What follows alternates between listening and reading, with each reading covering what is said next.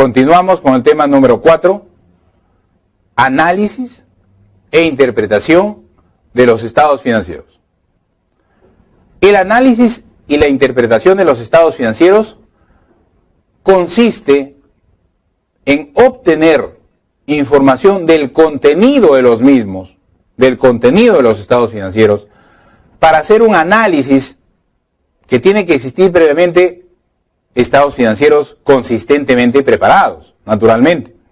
Yo no podría atreverme a elaborar un análisis de estados financieros que están en proceso de elaboración. Los estados financieros deben estar consistentemente preparados.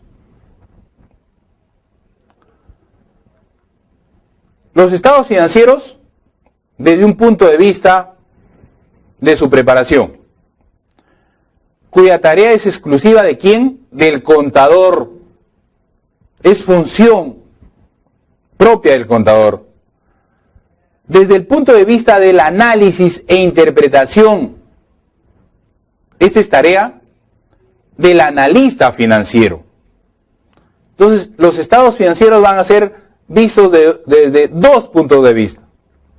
Desde quien los prepara, quien los elabora, y también desde aquella persona que los analiza, los interpreta. Existen una serie de herramientas que nos van a ayudar a efectuar un análisis de los estados financieros. El estado de cambios en la situación financiera nos va a permitir efectuar puntualmente un seguimiento a las tendencias que han habido, a los cambios que han habido. Podríamos efectuar también una comparación de los estados financieros de la misma empresa para ver la tendencia. Convertir a porcentajes los estados financieros. Evaluar sus razones financieras simples y las razones financieras complejas, o también conocidas los ratios financieros. La evaluación vía los porcentajes se da de dos formas. El porcentaje vía horizontal o vía vertical. Vía vertical, es decir, todas las cifras de un periodo son comparadas contra las cifras del mismo periodo. Y horizontal, cada cifra de un periodo es comparada contra la cifra de un periodo anterior, periodo horizontal. Comparo los movimientos de un periodo con los de otro periodo. Pero las verticales son comparadas entre sí.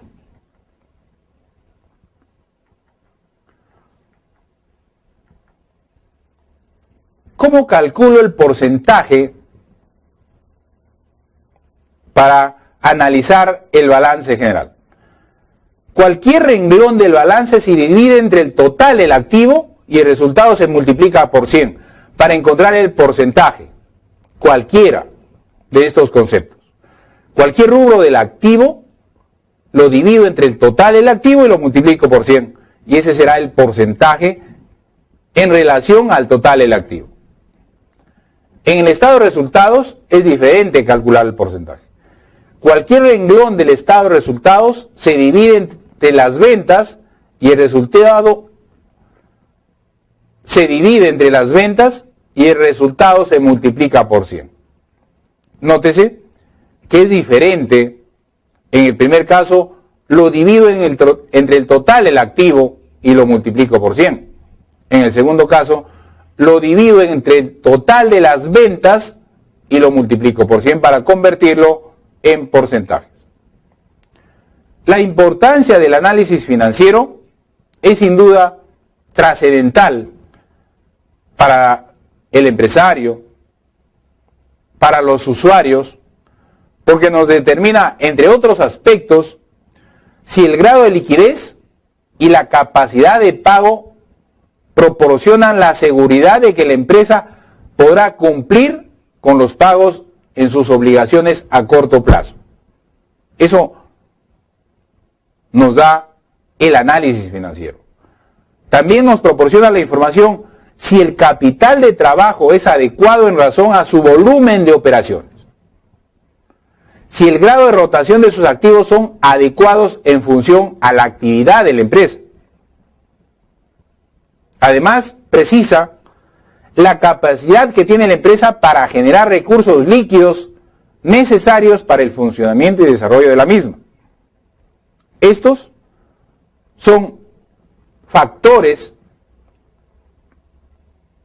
indicadores importantes que resultan de un análisis financiero. Además, este análisis nos proporciona el grado de solidez de la situación financiera. Si sus tendencias permiten suponer a mediano o largo plazo que la empresa tendrá una situación solvente o una situación insolvente. El análisis financiero también nos permite determinar la magnitud de la inversión de una empresa en inmuebles, en maquinarias, en equipos, dependiendo de la naturaleza de esta. También nos proporciona información relacionada a cómo ha sido financiada la inversión de sus activos fijos y sus efectos de operación y estructura financiera de la entidad.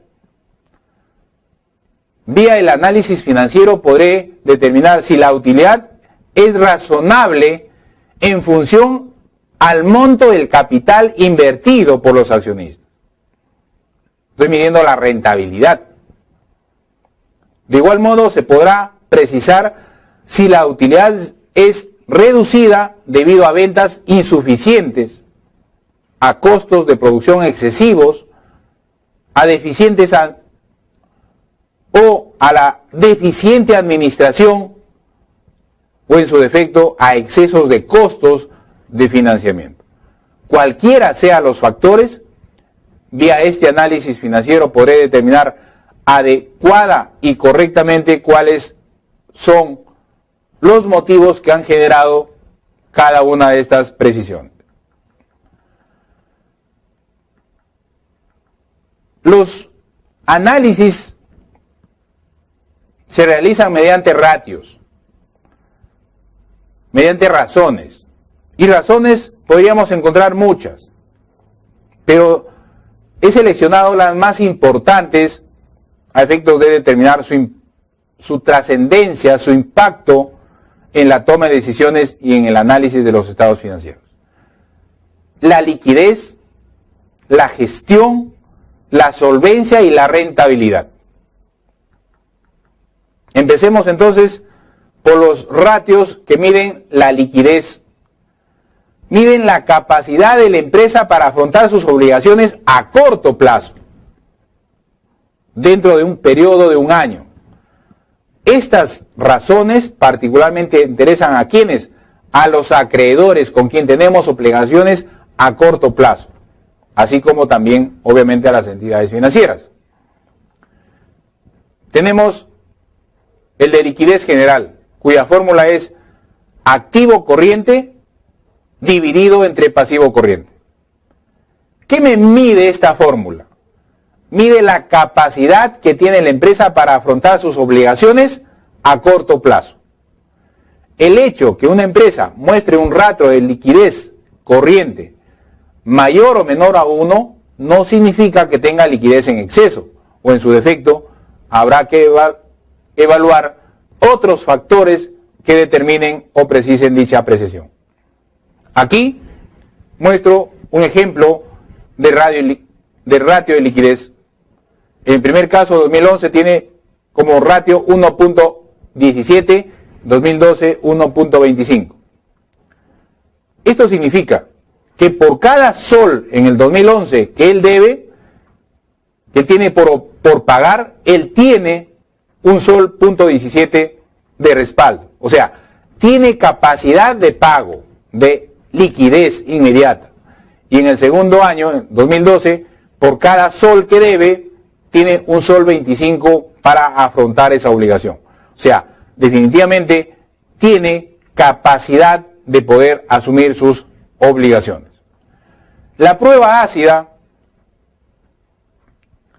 es la fórmula total de activo corriente menos existencias menos cuentas por pagar comerciales.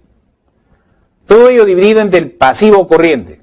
Este ratio mide la capacidad de la empresa para afrontar sus obligaciones de inmediato, en el acto, a cortísimo plazo. Entonces, acá podemos precisar vía un ejemplo. En el 2012, su ratio de prueba ácida es, por cada sol que él debe, o la empresa debe, tiene 0.45 centavos por pagar, de inmediato, ahí, en el acto. Y en el 2011, su ratio de prueba ácida es 0.47, o sea, ha mejorado, se ha incrementado su capacidad de pago de forma inmediata. También tenemos la prueba defensiva, que está conformada por la fórmula caja y bancos, más valores negociables, dividido esto entre pasivos corrientes.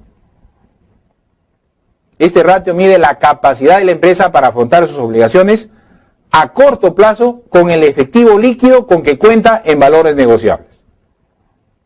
Acá presentamos un ejemplo. Por cada sol que él debe, puede pagar inmediato, ahorita, ya, 0.065 en el año 2003. En el año 2002 era menor su capacidad de pago de liquidez inmediata.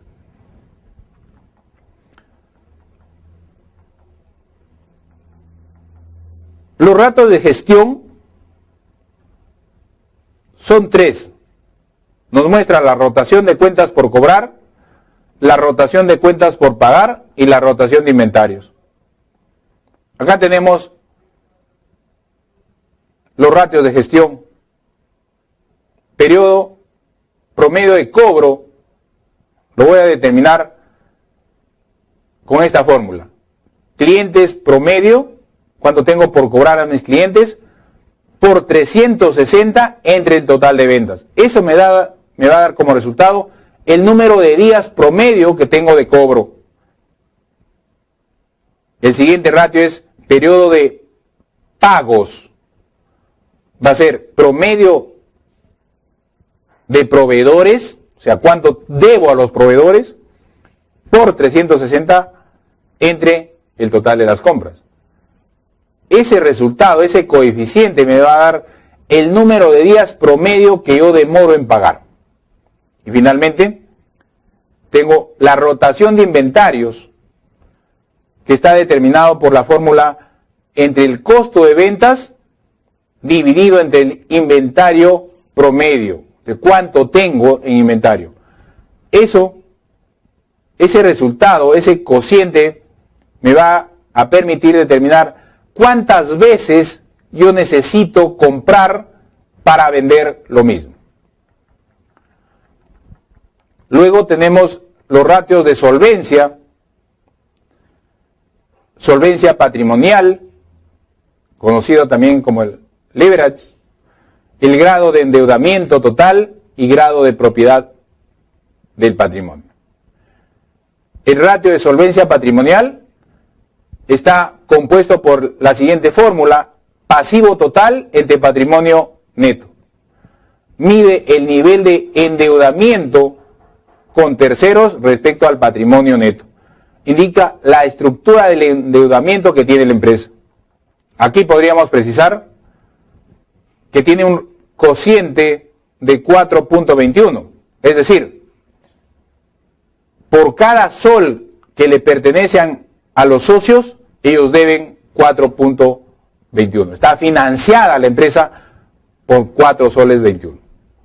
Y en el otro año tiene un resultado de 3.47. Es decir, por cada sol que le pertenecen al patrimonio o a los socios, ellos deben 3.47. Está financiada sus actividades. El radio del endeudamiento total está compuesto por el pasivo total entre el activo total. Aquí vemos los resultados. ¿Cuánto del activo le pertenece al pasivo. En el primer orden tenemos el 81% del activo le corresponde al pasivo, y en el segundo tenemos el 78% le corresponde del activo, le corresponde al pasivo. El ratio de grado de propiedad del patrimonio está compuesto por la fórmula patrimonio entre activo. Este muestra la relación porcentual de la parte de la inversión total que está siendo financiada por los recursos propios presentados por el patrimonio. Ahí mostramos el 19% está financiado por el capital de los inversionistas que se refleja en el capital. El 22% en el siguiente año está reflejado por la participación, el financiamiento que tienen los accionistas en el activo. Luego tenemos ratios de rentabilidad para encontrar el margen bruto de utilidad, el margen operativo, el margen neto, los mismos que podríamos precisar. Para el margen bruto se divide la utilidad bruta entre el total de ventas y me da un porcentaje. Para el margen neto divido la utilidad neta entre el total de ventas netas. Y acá tenemos un comparativo de ratios de rentabilidad en este material, cuyo margen bruto es 40.16, margen operativo 11.42 y margen neto 21.82. Es decir, estas cifras, estos porcentajes nos servirá para analizar, para determinar cuáles han sido las decisiones y cuáles han sido sus efectos de estas cuantificadas en los estados financieros. Finalmente, tenemos los ratios de rentabilidad.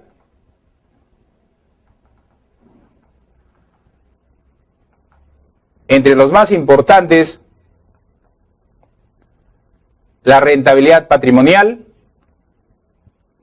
cuya fórmula la utilidad neta entre el patrimonio promedio. Luego tenemos el rendimiento operativo de activos totales, el famoso ROA. Está compuesto por la fórmula utilidad operativa entre activo promedio.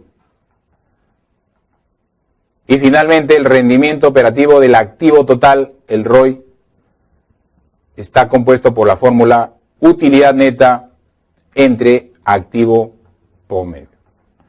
Habrán ustedes seguramente en esta breve descripción de los ratios comprendido la utilidad, el uso, tanto para el análisis y la interpretación de los mismos a efectos de proporcionar la mejor información para nuestros usuarios que sea de beneficio para la institución.